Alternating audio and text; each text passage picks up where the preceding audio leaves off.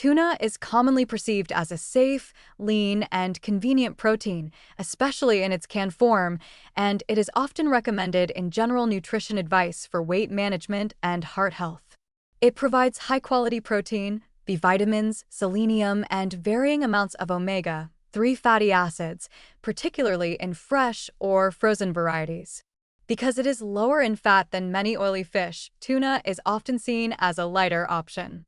However, for people with gout or chronically elevated uric acid, tuna deserves more caution than its healthy reputation suggests, and its risks are highly dependent on portion size, frequency, and how it is processed.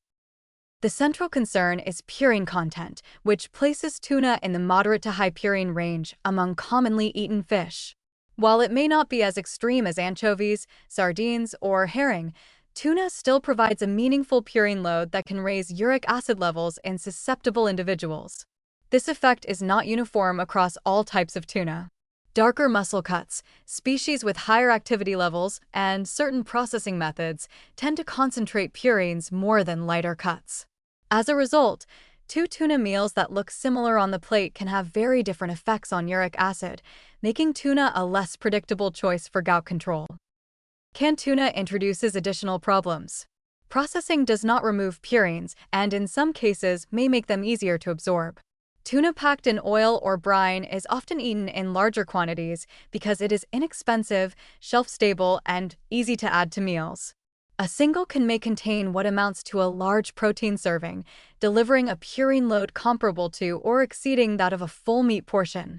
When eaten frequently, such as daily tuna sandwiches or salads, this pattern can steadily elevate baseline uric acid levels, increasing the likelihood of recurrent gout flares over time. Another issue is the way tuna fits into broader dietary habits. Many people replace red meat with tuna in an effort to eat healthier, assuming this automatically lowers gout risk. While this substitution may reduce saturated fat intake, it does not necessarily reduce purine exposure. In people who already experience frequent gout flares, this shift can result in little improvement or even worsening of symptoms.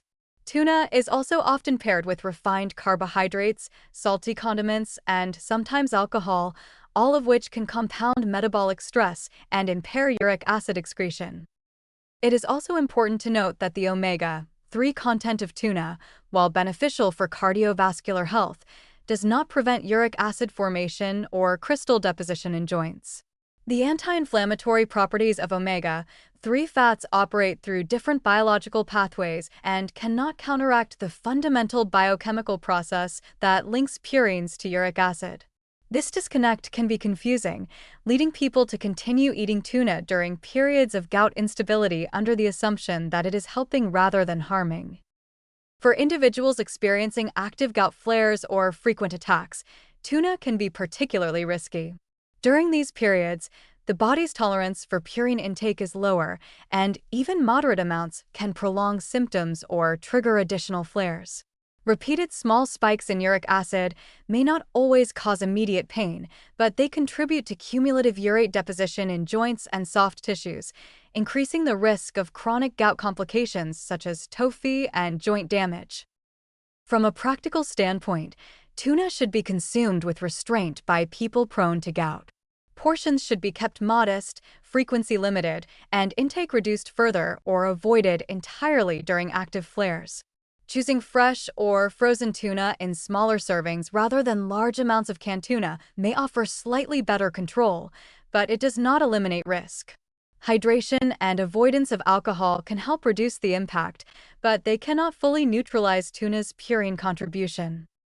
The nutrients found in tuna can be obtained from safer alternatives that are less disruptive to uric acid balance. Lean white fish such as cod, sole, haddock, or pollock provide high-quality protein with significantly lower purine content and are better suited for regular consumption.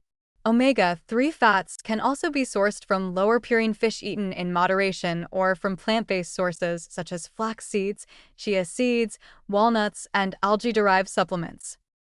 In summary, tuna is nutritious and convenient, but not a low-risk food for people with gout or elevated uric acid, especially when eaten frequently or in large portions.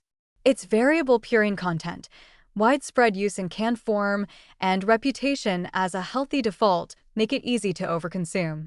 For individuals with frequent gout flares, prioritizing lower purine fish and treating tuna as an occasional, carefully portioned food is a more cautious approach to protecting long-term joint health and maintaining stable uric acid levels.